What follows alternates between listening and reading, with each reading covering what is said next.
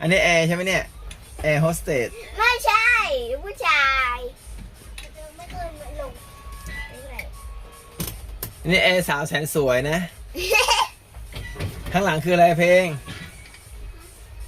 ไหน ปุ่มอะไรเยอะแยะเห็นไหมนะข้างหลังโอ้โห โอ้ไม่ก เยอะพี่ดูดิคนขับเครื่องบินต้องดูปุ่มดูดิ บ้า ปุ่มเยอะแยะ ถ้าเป็นปีกว่าจะจำได้นะนะ ข้างหลังก็มีข้างบนนะ ปุ่มกุดระเบิด ข้างบนก็มี กดดิ โหดเกิน เปิดเราไป อ่ะเพลงหน้านี้ลูก เพลงมาหน้านี้ เร็วความเร็วขึ้นเฮ้ยพิน เขาเรียกว่าคนขับเครื่องบินแบบคนขับจริงกับคนขับสำรองเผื่อกัปตันหลักเนี่ย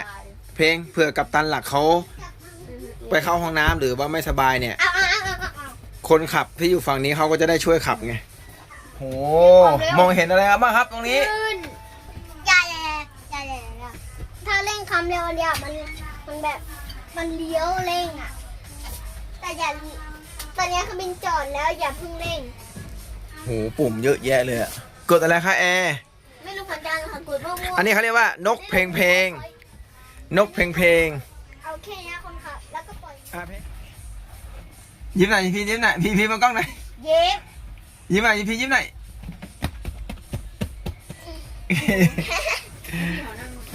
เออ